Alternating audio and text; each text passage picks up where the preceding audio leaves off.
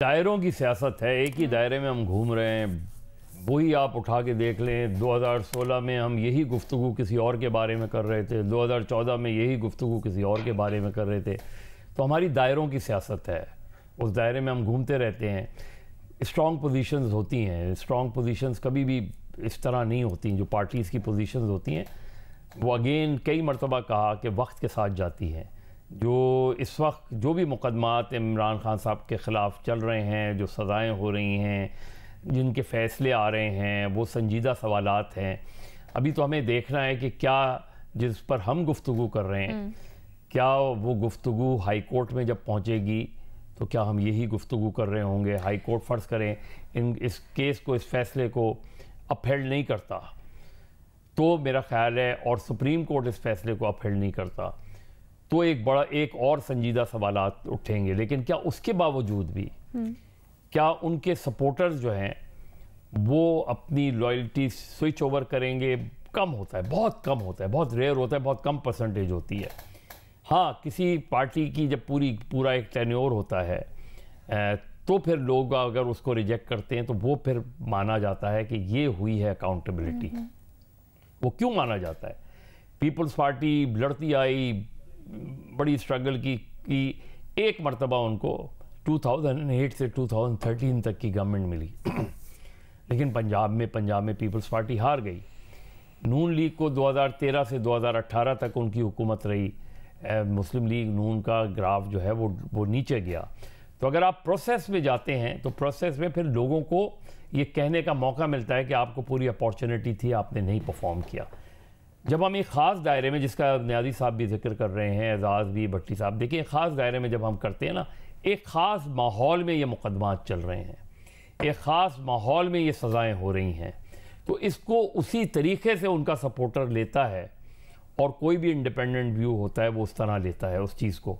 लिहाजा उसकी merit demerit, हाँ कल क्या होगा, इलेक्शंस के बाद क्या होगा, सुप्रीम कोर्ट के तक अपील का फ़ैसला होता है, उसके बाद क्या होगा, ये बहरहाल इमरान खान की सियासत पर आगे चल के ज़रूर असरानंदाज होगी। आगे चल के ज़रूर ये सवालात उठेंगे अगर अपहेल्ड होते हैं उनके ये फ़ैसले। अगर तोशा खाना हो, साइफ़र हो, 9 मई हो, इनके फ़ैसले सुप्रीम कोर्ट के लेवल पे जाके अगर अपहेल्ड होते हैं तो ज़रूर ये संजीदा सवालात उठेंगे, सब पर उठेंगे। आप क्या समझते हैं, जो पनामा में रिलीफ मिल गया तो लोगों ने मुतमईन कर लिया कि हाँ हाई कोर्ट और सुप्रीम कोर्ट ने पनामा के केस में नवाज़ शरीफ साहब को, शहबाज शरीफ साहब को बरी कर दिया, तो लोगों ने क्या उसे एक्सेप्ट कर लिया? नहीं, वो क्वेश्चन मार्क अपनी जगह मौजूद रहते हैं, क्योंकि सारा मसला वही है जिसका नियाज़ी साहब ने इशारतन जिक्र किया कि जो प्रॉब्लम्स आती हैं, जो प्रॉब्लम खड़ी होनी शुरू होती हैं, वो होती हैं जब आपका एस्टैब्लिशमेंट के साथ एक कॉन्फ्लिक्ट डेवलप होता है। तो जब तक वो चीज़ वहाँ क्लियरिटी नहीं आएगी, उस वक्त तक चीज़ें क्लियर नहीं होंगी। हाँ, अगर आपका कोई तनाज़ा नहीं है, आपके दौर में ही आपके ख़िलाफ़ फ़ैसले आ जाएं, उस बात की दूसरी अहमियत होती है, उस बात के दूसरे तरीके से लोग लेते हैं। तो मेरा ख़्याल में इस वक्त तो 8 फरवरी का मसला ये है कि 8 फरवरी को पहला तो सवाल ये है कि क्या उसका वोटर आ भी पाएगा पोलिंग स्टेशन तक? क्या उधर पोलिंग एजेंट्स होंगे भी उनके? जो सूरत हाल बन रही है, आप देखेंगे इतने पार्टियों के बड़े बड़े जलसे हो रहे हैं और एक पार्टी है जिसको जलसे की इजाज़त ही नहीं मिल रही। इसको इस तरह से देख सकते हैं कि इस इशू की वजह से जो एक्चुअल चीज़ें आ भी रही हैं सामने, पॉलिटिशियंस की निशानदही भी हो रही है, उसके ऊपर तवज्जो नहीं जा पा रही उस तरह से जैसे होनी चाहिए। देखें, मैं अभी जिस तरह एजाज़ बात कर रहे थे, मैंने जब लाहौर हाई कोर्ट के जस्टिस शाहिद साहब का जो उन्होंने अपने इस्तीफ़े में इकबाल के आशार जो हैं वो बयान किए हैं, वो आपके सिस्टम को कोलैप्स करने के सिस्टम के मुंह पर तमाचा है।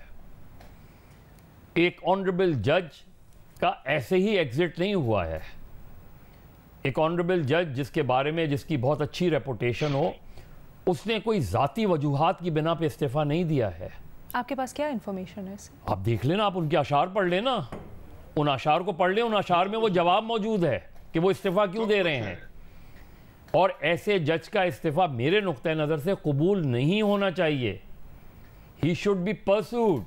उनसे मालूम करना चाहिए कि वो उनकी क्या ग्रीवेंसेस हैं, इसलिए कि अगर किसी जज की अच्छी रेपुटेशन है और वो जज जो है जिसे 2029 में इस्तीफा रिटायर होना है, वो जज अगर 2024 में इस्तीफा दे रहा है तो वो अपनी नौकरी को एट स्टेक लग रहा है, तो कोई तो उसूल होंगे जिसकी बना पे उसने इस्तीफा दिया। ओके, ठीक है। तो अगर उन चीज़ों को हम, और ये आपके पूरे सिस्टम पर सवालिया, आपके अदालती निज़ाम पे, आपके सियासी निज़ाम पे, आपके पूरे सिस्टम पर वो इस्तीफा जो है वो सिस्टम पे तमाचा है।